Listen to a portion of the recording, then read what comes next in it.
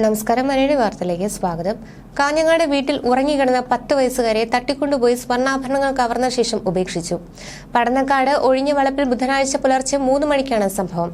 വല്യച്ചൻ പുലർച്ചെ പശുവിനെ കറക്കുന്നതിനായി പുറത്തിറങ്ങിയ സമയത്താണ് സംഭവം ഉണ്ടായതെന്നാണ് സംശയം.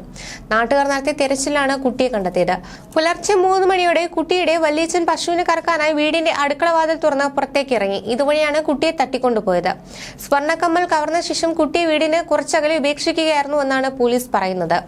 കുട്ടിയെ കാണാതായതറിഞ്ഞ് നാട്ടുകാർ തിരച്ചിൽ നടത്തിയെങ്കിലും കണ്ടെത്താൻ കഴിഞ്ഞില്ല. ഇതിനിടെ അല്പം അകലെയുള്ള മറ്റൊരു വീട്ടിലെത്തിയ കുട്ടി വീട്ടുകാരെ വിളിച്ചു നിർത്തി കാര്യം പറയുകയായിരുന്നു. ഇവരാണ് തിരച്ചിൽ നടത്തിയിരുന്ന നാട്ടുകാരെ വിവരം അറിയിച്ചത്. കുട്ടിയെ കാഞ്ഞങ്ങാട് ജില്ലാ ആശുപത്രിയിൽ പ്രവേശിപ്പിച്ചിരിക്കുകയാണ്.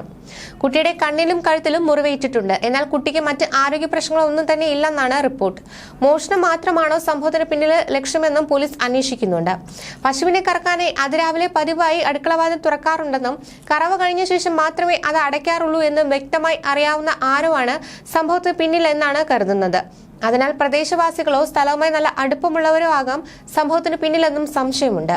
പ്രതിക്ക് വേണ്ടിയുള്ള തിരച്ചിൽ ആരംഭിച്ചിട്ടുണ്ട്. സംഭവ സമയത്തുള്ള CCTVകളിൽ നിന്ന് പ്രതിയുടെ ദൃശ്യങ്ങൾ ലഭിക്കുമോ എന്നും പോലീസ് അന്വേഷിക്കുന്നുണ്ട്. അതിനിടെ മറ്റൊരു സംഭവത്തിൽ വധുവിന്റെ കുടുംബത്തോട് സ്ത്രീധനം ആവശ്യപ്പെട്ടിട്ടില്ലെന്ന് പന്തീരാങ്കാവ് സ്ത്രീധന പീഡന കേസിലെ പ്രതി രാഹുൽ P. ഗോപാലിന്റെ സഹോദരി. മുൻപ് രാഹുലിന്റെ കല്യാണം മുടങ്ങിപ്പോയതറിഞ്ഞ പെൺകുട്ടി തന്നെയാണ് ഇങ്ങോട്ട് ബന്ധപ്പെട്ടത്. അവളുടെ നിർബന്ധത്തിനാണ് കല്യാണം നടത്തിയതും. ഫ്രിഡ്ജ്, വാഷിംഗ് മെഷീൻ അടക്കം വേണമോ എന്ന് പെൺകുട്ടിയുടെ കുടുംബം ചോദിച്ചെങ്കിലും വേണ്ട എന്നാണ് തങ്ങൾ പറഞ്ഞതെന്നും രാഹുലിന്റെ സഹോദരി പറഞ്ഞു. മർദ്ദിച്ചത് തെറ്റ് തന്നെയാണെന്ന് പൂർണ്ണമായും സമ്മതിക്കുന്നു. എന്നാൽ അത് ചെയ്യാനുണ്ടായ സാഹചര്യം പുറത്തു വരണം. മർദ്ദനം നടന്ന അന്ന് അർദ്ധരാത്രിക്ക് ശേഷം പെൺകുട്ടിക്ക് തുടർച്ചയായി ഫോൺ കോൾ വന്നിരുന്നു. ഇതേ തുടർന്നാണ് മർദ്ദനമുണ്ടായതെന്നും രാഹുലിന്റെ സഹോദരി പറഞ്ഞു. ഞങ്ങൾ സ്ത്രീധനം ആവശ്യപ്പെട്ടിട്ടില്ല. അവന് കിട്ടും എന്നുള്ളത് ഞങ്ങൾക്കറിയാം. ഞങ്ങൾക്ക് പെൺകുട്ടിയെ മതിയെന്നാണ് പറഞ്ഞത്. അവൻ ഒറ്റയ്ക്ക് ഒരു രാജ്യത്ത് പോയി താമസിക്കുകയാണ്. അമ്മയ്ക്ക് അവന്റെ കൂടെ നിൽക്കാൻ പറ്റില്ല. അവനെ നോക്കണം. അവന്റെ കൂടെ നല്ല രീതിയിൽ നിൽക്കുന്ന ഒരു കുട്ടി, അതേ ഞങ്ങൾ ആഗ്രഹിച്ചിട്ടുള്ളൂ. അവർ കൂടുതൽ വേണമോ എന്ന് ചോദിച്ചപ്പോൾ മകൾക്ക് കൊടുക്കണമെന്ന് നിർബന്ധമുണ്ടെങ്കിൽ വീടിന്റെ മുകൾ നിലയിൽ ഷീറ്റും ടൈലും ഇടുന്നുണ്ട്. ഒരു ഊഞ്ഞാല് വാങ്ങിച്ചു തന്നാൽ മാത്രം മതിയെന്നാണ് അവൻ പറഞ്ഞത്. അതല്ലാതെ വേറൊന്നും അവൻ ആവശ്യപ്പെട്ടിട്ടില്ല എന്നും അവർ പറഞ്ഞു.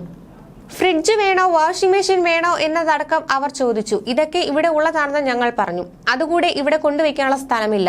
ഇതൊന്നും വേണ്ട. മകൾക്ക് എന്തു കൊടുക്കാനാണോ നിങ്ങൾക്ക് താല്പര്യം അത് കൊടുത്താൽ മതി എന്ന് പറഞ്ഞു. കല്യാണം നടത്തുമ്പോൾ അവരുടെ മകൾക്ക് ഒന്നും കൊടുക്കാതെ വിടില്ലല്ലോ. 2 ആഴ്ചത്തെ ഗ്യാപ്പാണ് കല്യാണത്തിലേക്ക് ഉണ്ടായിരുന്നത്. കല്യാണത്തിന് മുമ്പ് 2 ദിവസം പെൺകുട്ടി ഞങ്ങളുടെ കൂടെ വന്ന് താമസിച്ചു. അമ്മ കൂടെ വിളിച്ചിരുന്നു. പെൺകുട്ടി സന്തോഷത്തോടെ ഒരു കുഴപ്പവുമില്ലാതെയാണ് സംസാരിച്ചത് എന്നിങ്ങനെയായിരുന്നു രാഹുലിന്റെ സഹോദരിയുടെ അവകാശവാദം. ന്യൂസ് ഡെസ്ക് മലയാളി വാർത്ത.